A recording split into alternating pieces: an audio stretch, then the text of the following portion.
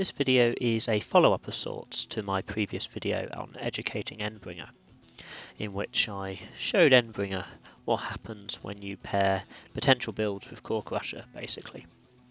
A couple of people asked about the Photon Saber build, and so I thought I'd show how that worked. This isn't going to be exactly the same as the build I used in the video, as I spotted what was probably a mistake in it. So, starting from scratch, the class. So I would use the Mastermind class for this. The Mastermind class gives slightly higher potential than other classes, and that slightly higher potential is more valuable than being a drifter for the purpose of this build, or at least I think it is. I could run the numbers and double check that later, but for now I'm not going to. Onto the gear. So I'm using a pair of double potential psycho launchers. You probably could do a version of this build with a ray gun. So I'm using psycho launchers for the Aura dual dynamo. You probably could alternatively use a ray gun if you were. I'll get onto traits in a moment though. In that ray gun has master gunner, which would have the same utility as dual dynamo. But at the moment I've got double potential on there, and it's pretty important to have all the traits I've got, in that I only just get enough damage from this. I'm then using an Ultra Ceramic Candela 2. You have to have an Ether Photon Saber for this kill. You cannot do it with any other element to do it in one attack. And in order to use the setup I'm using, you need a Photon Saber with night vision as a trait. There are other traits that would increase damage, but I need night vision or I'm not even going to hit.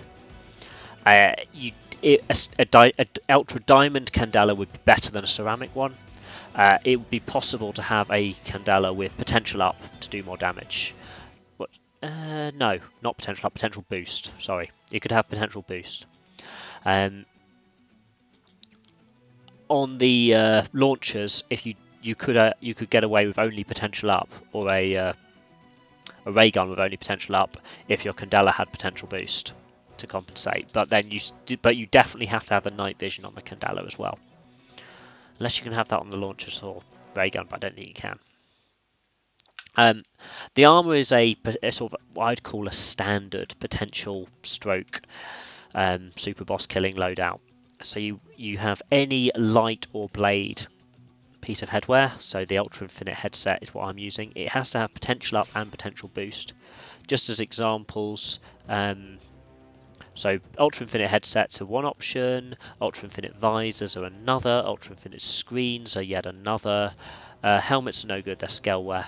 A Veyes is another option, an Ultra Boundless mask is yet another option. You could have an Ultra Infinite visor, not a regular one. But any of those, Ultra Infinite light or blade with potential up and potential boost. Potential up upgraded to XX, potential boost to 18. Third traits are irrelevant. Regional Breaker from the shop with potential up 9 is what I've gone for here. Other options you could use a True Plastron to get more TP, and that's what I actually did in the video. I used a True Plastron so I could get away with having slightly less overdrive count up. You do slightly less damage that way, and I think it works out better with the Regional Breaker. Ultra Infinite Yeast L with max TP up and overdrive count up. These are dropped by either Lucille the Eternal or Fernando. The Unmovable, I think he's called. They're pretty rare, bit of a pain to find, but one of the most useful items for post-game potential builds, basically, as you get one arm with overdrive and TP on. I've got an Ultra Regal Ward R. The key thing about this is just the overdrive count up XX. These are dropped by Iskanani the Smouldering in Koldros. Could have an infinite one, it doesn't matter. All I need for this is an arm that's got overdrive count up. And then Ultra Infinite Tythes. These are here for having both Resistance Reducer XX and Max TP up XX. These are dropped by Balduno, I think. Then I've got 4 potential up XXs and 1 potential boost XX, of the standard potential augments as the augments on the armor. So the key things about this set of armor is it has given me 9,000 TP. So 3,000 on the left arm, 3,000 on the legs to add up to 9,000 with the 3k you start with. All that potential up, and then 38 overdrive count up between these two. And yeah, from the weapons, I've got a nullify ether reflect augment, which is needed, or Endbringer will kill me when I try and hurt him.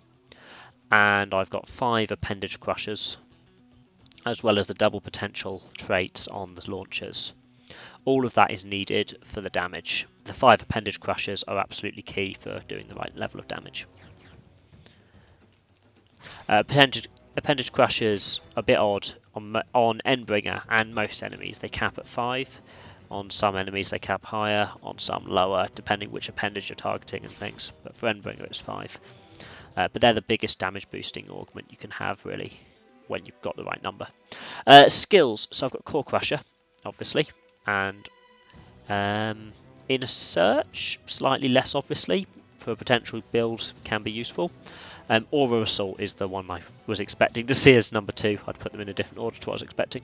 That's why I was confused for a moment. Aura Assault and Core Crusher are the 2 biggest damage boosting skills, really. The description's sort of wrong for Aura Assault. It's not, well, the description's wrong for both of them in a way.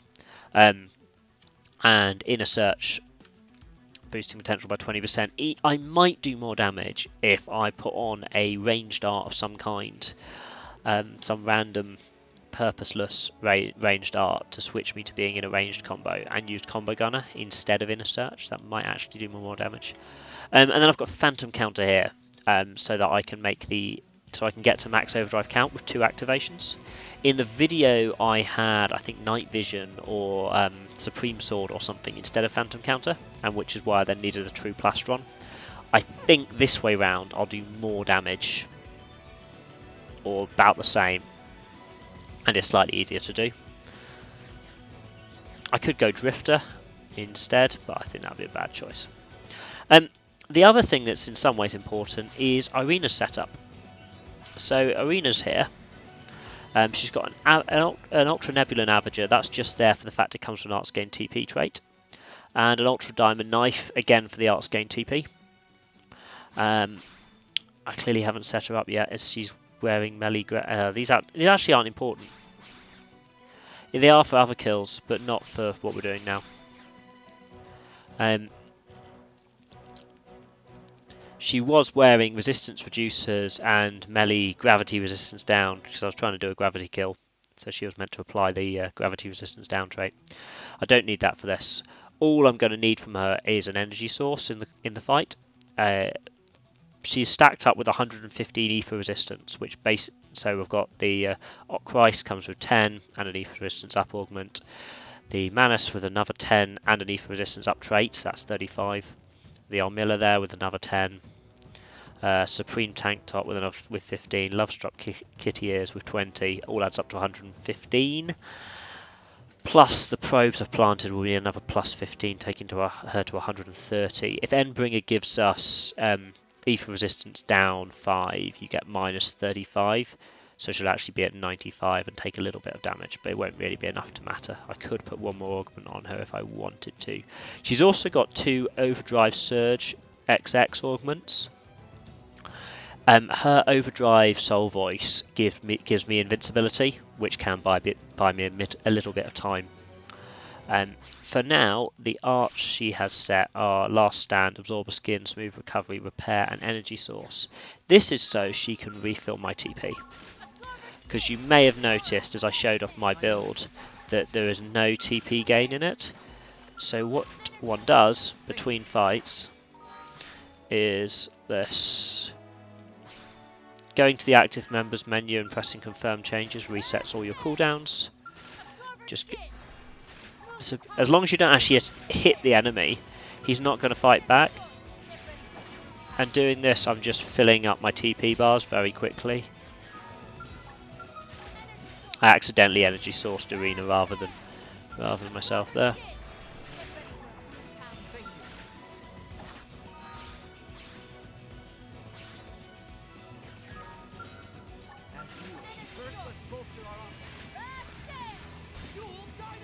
Oh dear. Okay, before we were so rudely interrupted, I was just filling TP. Okay, once the TP is filled, I then strip off most of these arts, because the only one I want her to use in the fight is Energy Source.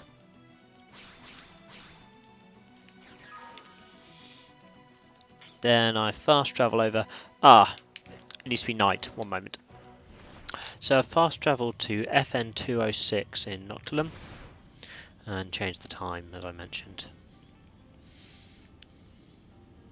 And then fly basically straight north from that point to this little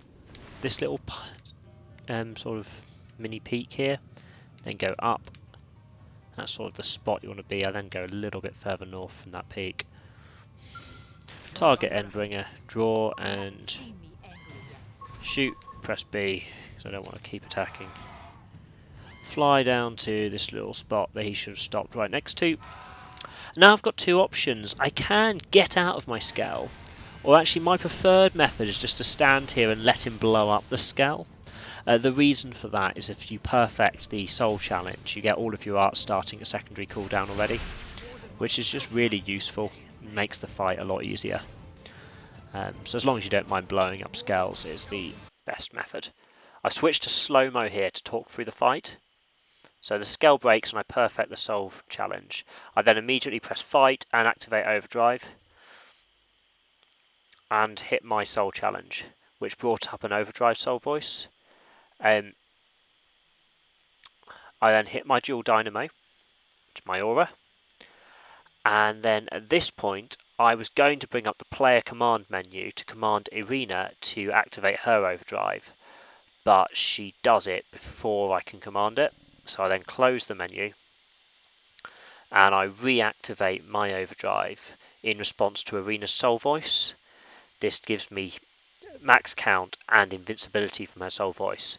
Whilst I was doing that, whilst I was closing the menu, she did energy source on me, giving me the potential up buff which I needed. I'm then charging up the hill, having received potential up, currently being invincible from Irina's soul voice and having maxed the overdrive count. I'm then hitting Phenomenon, which is going to give Endbringer ether resistance down. It's also going to put me in a melee combo, which gets bonus damage for Starlight Duster.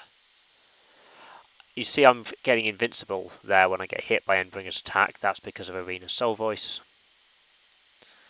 And then there's the Starlight Duster to do the kill. It's a few things that happen at once there with the soul voice for the invincibility, and then both receiving the buff from Irina, running in for the phenomenon, and doing the kill. But those are the steps, and it does sort of 1.3 million more than it needs to with this setup.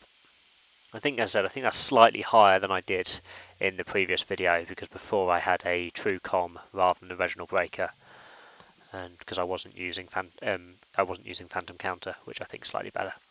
So I hope people appreciate this video, and I hope that was a helpful explanation of how to do this kill. One other note, the weather condition was clear. You can't do this if the weather condition is energy mist, because that would reduce your damage from a potential attack.